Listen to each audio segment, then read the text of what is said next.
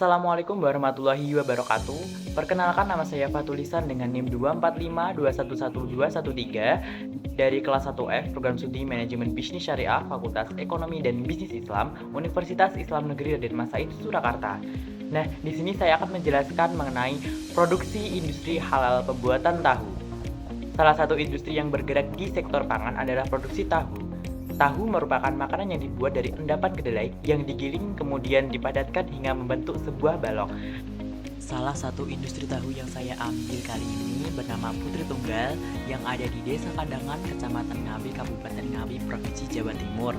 Nah, industri ini mempekerjakan kurang lebih sekitar 7 karyawan yang masing-masing merupakan warga sekitar dari industri tahu ini.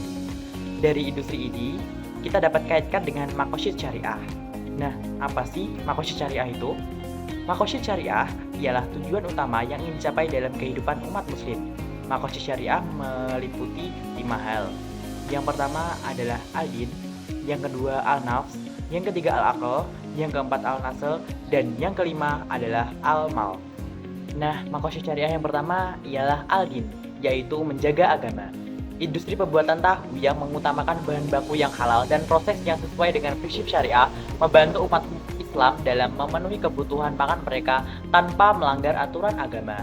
Dengan memproduksi tahu yang halal, produsen berkontribusi pada keberlangsungan hidup yang sesuai dengan tuntutan agama, yaitu dengan menjaga kehalalan makanan yang dikonsumsi.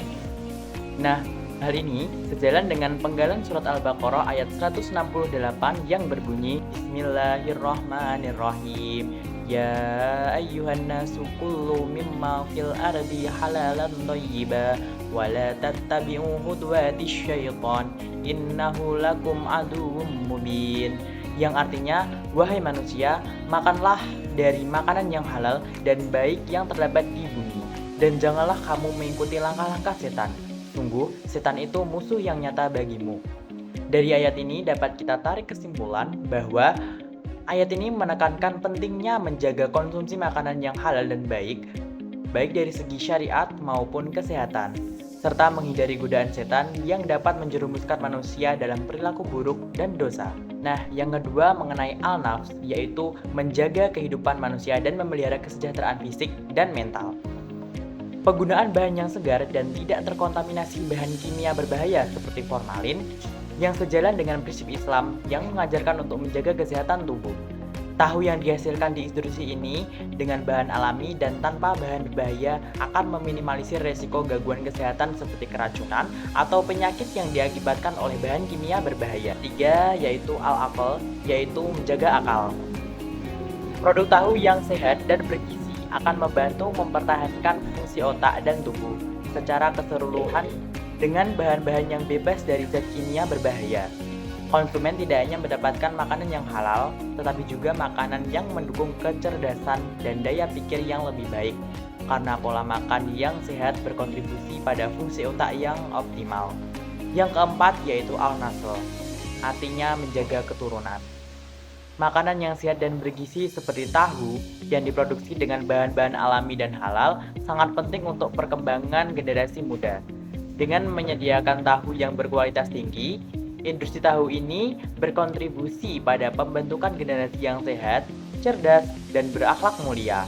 Kesehatan tubuh yang baik mendukung kelangsungan hidup keluarga dan keturunan yang sehat secara fisik dan mental. Nah, hal ini sejalan dengan penggalan surat Al-Kahfi ayat 46 yang berbunyi Bismillahirrahmanirrahim. Al-malu wal banuna zinatul hayatid dunya wal baqiyatus solihatu khairun inda rabbika sawaban wa khairu amala.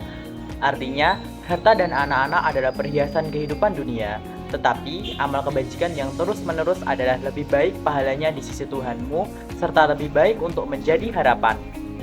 Dari ayat ini dapat kita simpulkan bahwa harapan sejati bukan terletak pada harta atau anak-anak, melainkan pada amal soleh yang dilakukan untuk akhirat.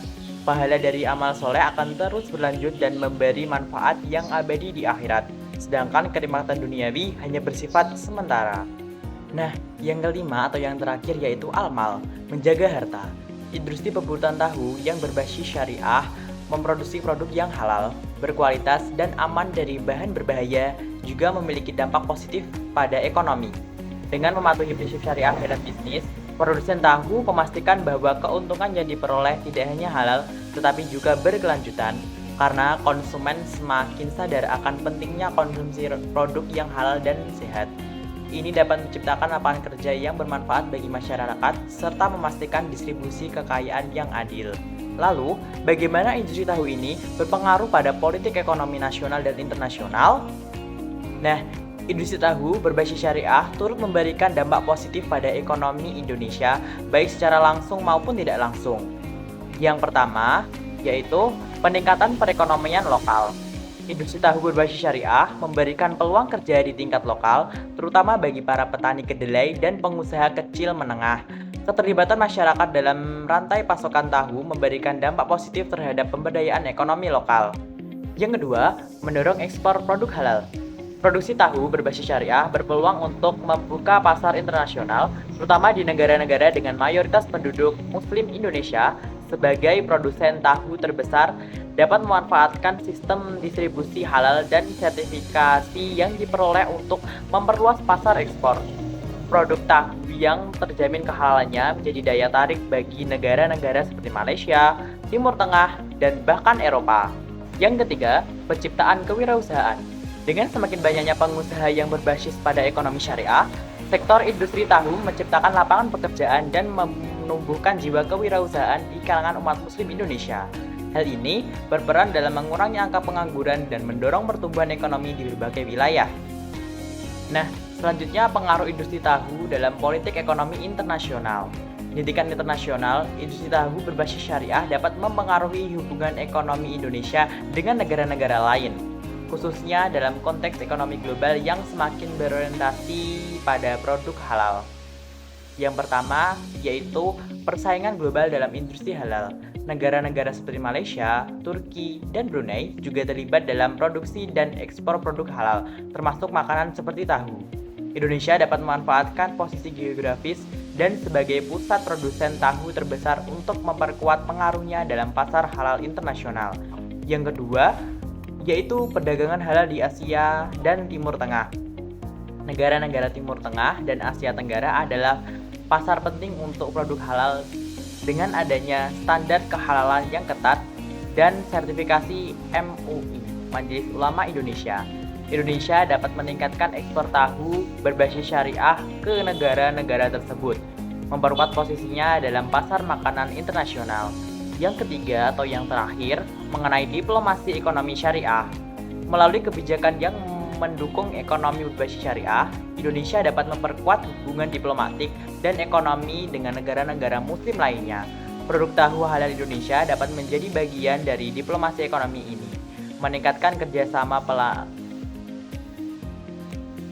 Yang terakhir, yaitu diplomasi ekonomi syariah. Melalui kebijakan yang mendukung ekonomi berbasis syariah, Indonesia dapat memperkuat hubungan diplomatik dan ekonomi dengan negara-negara muslim lainnya. Produk tahu halal Indonesia dapat menjadi bagian dari diplomasi ekonomi ini, meningkatkan kerjasama perdagangan dan mempromosikan citra Indonesia sebagai negara produsen makanan halal terkemuka. Sekian dari saya, apabila ada kurang dalam mohon maaf. Wassalamualaikum warahmatullahi wabarakatuh.